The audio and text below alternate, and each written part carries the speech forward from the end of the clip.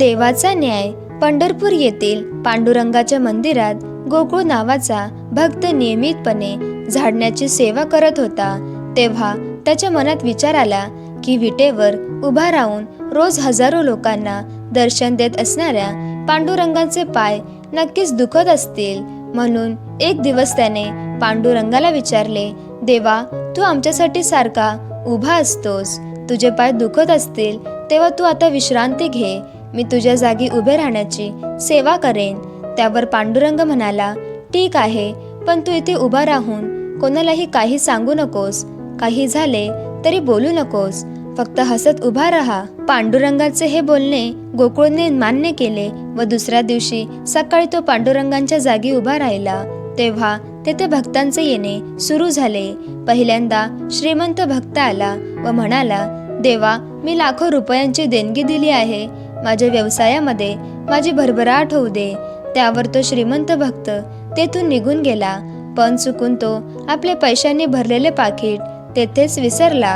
पण देवाने काहीच न करता फक्त उभे राहण्याचे सांगितले असल्याने गोकुळ त्याचे पाकिट त्याला परत देऊ शकला नाही. त्यामुळे तो फक्त हसत उभा राहिला. पुढे तेथे एका गरीब भक्ताचे येणे झाले.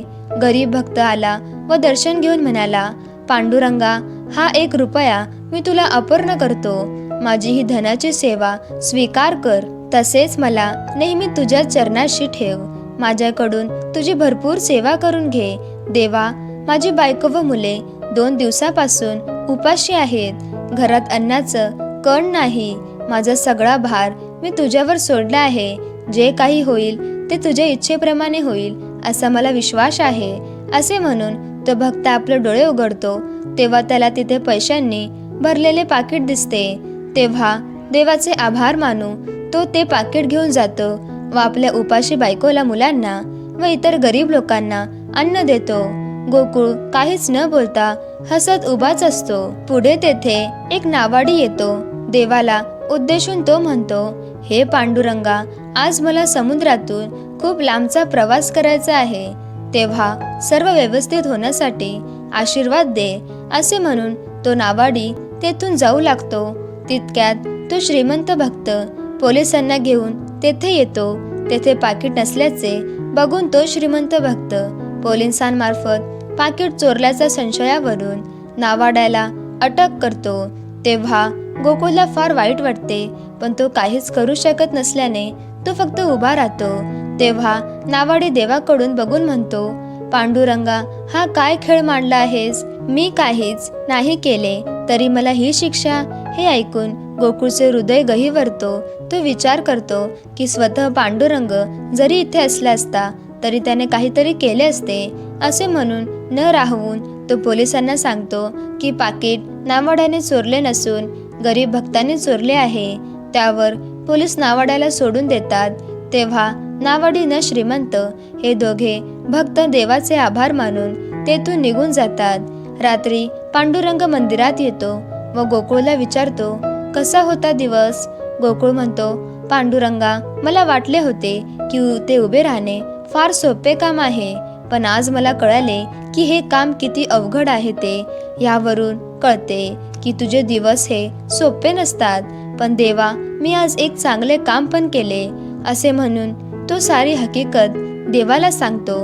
तेव्हा पांडुरंग निराश होऊन त्याला म्हणतो, शेवटी तू माझ्या आज्ञेचा भंग केलास. तुला मी सांगितले होते की तू कोणालाही काहीही बोलू नकोस, पण तू ऐकले नाहीस. तुझा माझ्यावर, देवावर विश्वासच नाही. तुला काय वाटते की मी भक्तांच्या हृदयातील भावना ओळखू शकत नाही? गोकुळ मान खाली घालून उभा राहतो. पांडुरंग पुढे म्हणतो, अरे, त्या श्रीमंत माणसाने दिलेल्या देणगीतील पैसे हे चुकीच्या मार्गातील आणि भ्रष्टाचारातील होते आणि त्या पैशांच्या बदल्यात त्याला व्यवसायामध्ये माझ्याकडून भरभराट हवी होती. त्यामुळे पाकिट हरवण्याचा खेळ मला करावा लागला, जेणेकरून ते पैसे चांगल्या मार्गाला वापरून त्याच्या पदरातील पापाचा साठा कमी होणार होता. त्या गरीब भक्ताकडे फक्त शेवटचा 1 रुपया राहिला होता, तरी देखील श्रद्धेने व भक्तीने त्याने मला तो अर्पण केला. म्हणून पैशांचे पाकिट मी त्याला दिले कारण तो सर्व पैसे फक्त गरीब लोकांसाठी वापरतो आणि त्याने तसेच केले आहे. त्या नावाड्याने काहीही चुकीचे केले नव्हते, पण तो समुद्रामध्ये लांबच्या प्रवासाला जाणार होता. तेथील वातावरण आज खूप खराब आहे. मोठमोठ्या लाटा जोराने वाहत आहे. या परिस्थितीत तो आपले नाव वाचवू शकला नसता व त्याचा प्राण गेला असता. म्हणून मी त्याला अटक करण्याचा खेळ रचला, जेणेकरून तो तुरुंगात बंद राहील व मोठ्या संकटापासून सुटेल. पण तुला वाटले की आपण एक दिवसाचा पांडुरंग झालो, म्हणजे आपण सगळे समजू लागलो. पण तू तर सर्व खेळावर पाणी सोडलेस आणि नेहमी जे होते तेच आज पण झाले. देव मनुष्यासाठी चांगले खेळ रचतो, पण मनुष्यच त्यावर पाणी सोडतो. तात्पर्य, देव जे काही करत आहे ते फक्त आपल्या चांगल्यासाठीच करत आहे. फक्त आपण देवावर विश्वास ठेवून धीर बाळगला पाहिजे. तर मित्रांनो, जर तुम्हाला गोष्ट आवडली तर गोष्टी लाईक करा आणि चॅनलला सबस्क्राईब करा.